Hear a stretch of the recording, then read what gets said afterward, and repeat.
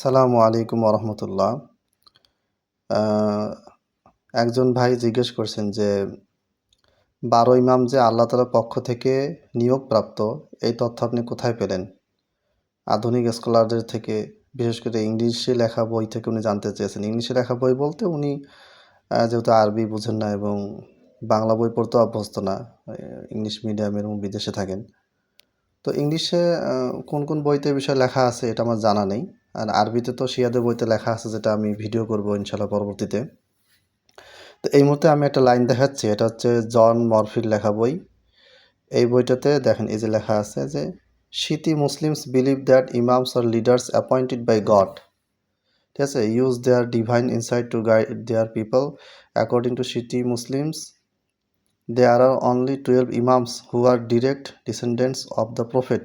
In the above ancient Persian image, the prophet is pictured with his imams.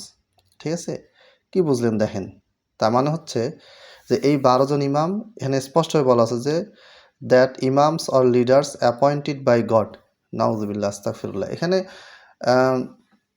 Appointed by god বলতে কি বোঝানো হচ্ছে, এটার ব্যাখ্যাও শিয়ারা তাদের বইতে দিয়েছে যে একজন ইমাম যখন মারা যায় তখন তার কাছে আল্লাহর পক্ষ থেকে তার কাছে ওহী আসে যে তুমি এখন মারা যাবা, তুমি কি করো, তোমার পরে যে আছে তাকে কি করে যাও, তোমার স্থলে বসিয়ে দাও, অর্থাৎ তাকে তুমি ইমাম হিসেবে ঘোষণা করো। এরপরে আবার দ্বিতীয় ইমাম যখন মারা যাবেন, মৃত্যুর সময় আসবে, তখন তাকে আল্লাহ তাআলা ওহী করবেন যে তোমার পরে যে আছে তাকে তুমি দায়িত্ব দাও, কারণ তোমার কি হবে, মৃত্যু হবে। এটা হচ্ছে 12 ইমামের আকিদা। আমার মনে হয় এই আকিদা কুফরি কিনা এটা নিয়ে আসলে বিস্তারিত বলার কোনো প্রয়োজন নেই।